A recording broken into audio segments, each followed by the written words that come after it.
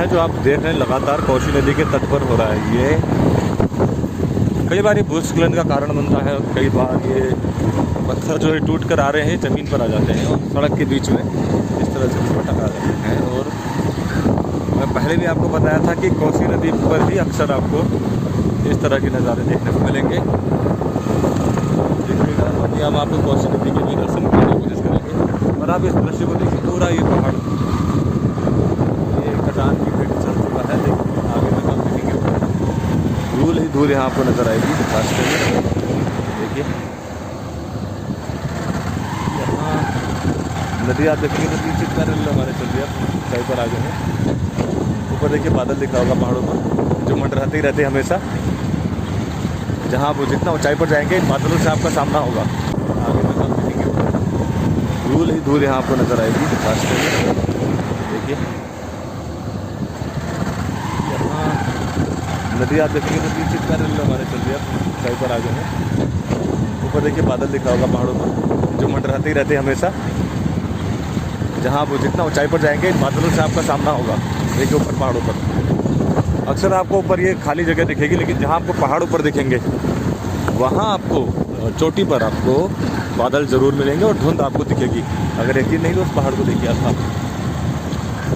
और ये देखिए आप, ये कटान जो पत्थर यहाँ पर बीच सड़क पर आ जाते हैं, जो हम बोलते हैं कि हम जब प्रकृति के साथ छेड़खानी करते हैं तो उसका परिणाम क्या होता है।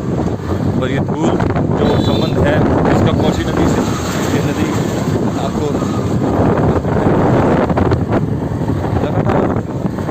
सड़क के बीच में ये कटान आपको दिख रहा होगा। ये आ गए हम कोसी नदी के उस किनारे पर जहाँ से ये तीव्र गति से बहती हुई मैदान में प्रवेश करेगी कुछ समय के बाद। ये रास्ता है इसका। हमने पहले कहा था इसका संबंध सीधे धूल और धुएं से लगातार बना रहता है, क्योंकि इसके आसपास कटान बहुत ज़्यादा दिखता है। ये देखिए नदी का बहाव देखिए आप किस तरह से चल रही है। बड़ी सुंदर ये नज़ारे हैं, ये आगे तक ऐसा ही नज़र आएगा। और ये इसके बाद खैरना में एक पुल में आपको एक बड़े विस्तृत रूप में चौड़ी होते हुए दिखेगी। फिलहाल तो पत्थरों को काटते हुए जा रही है, एक घाटी जैसी बनाती हुई जा रही है। आगे के रास्ते में देखेंगे आप कटान इसने अच्छा कर रखा है। बाकी कटान आज जो हमारे मनुष्य उन्होंने किया रखा है इस नदी के किनारे पर। धूल तो उन्हीं की देन है, लेकिन अपना सुंदर नज़ारा ये नदी बरकरार रखे हुए है। दोस्तों अब हम पहुँचने वाले हैं कैंची धाम।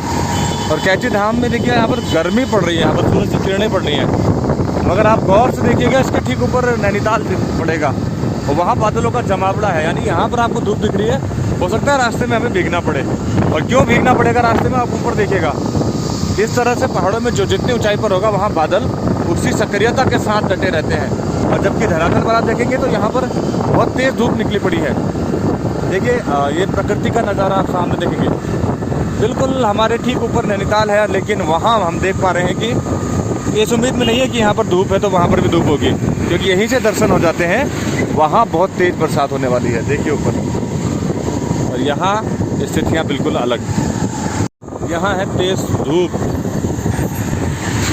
और जो मैं आपको दिखाना चाह रहा हूँ ठीक इसके ऊपर जो भवाली का ये इलाका जहाँ पर हम हैं, इसके ठीक पश्चिम दिशा की तरफ मैं आपको दिखाऊंगा नैनीताल का नज़ारा जो ठीक टॉप पर है। और वहाँ कितना तेज़ बरसात होने वाली है। ये सामने देखिए आप, ये देखिए बादलों से पूरा ढका हुआ नैनीताल। ये देखिए आप, ये जो आपको दिख रहा है ना ये सामने, ये नैनीताल है। मैं आपको जूम करके दिखाता हूँ ये। और यहाँ पर है तेज़ धूप भवाली में।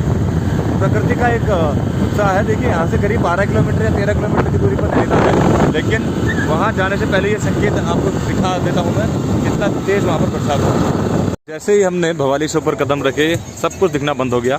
जो धुंध हमें नीचे से नज़र आ रही थी वो धुंध अब हमारे सामने आ गई है, और हम उसी रास्ते पर अब चल पड़े हैं। देखिए आप यहाँ से कुछ भी दिखना मुश्किल हो जाएगा। अब जैसे हम भवाली से जितना नैनीताल के नज़दीक जाएंगे, ये बरसात की जो हम उम्मीद लगाए बैठे थे वो शुरू हो जाएगी, क्योंकि ऊंचाई के साथ हमने कहा था बादल लगातार कंटिन्यू पहरा देकर डटे हुए हैं। और अब कुछ टाइम बाद हम नैनीताल पहुंचेंगे तो आपको दिखाएंगे कि स्थितियाँ कैसी बन चुकी हैं और किस तरह से मौसम लगातार करवट बदलता चला जाता है, और बादल किस तरह से एक स्थान को लगातार पकड़ के रखे हुए हैं।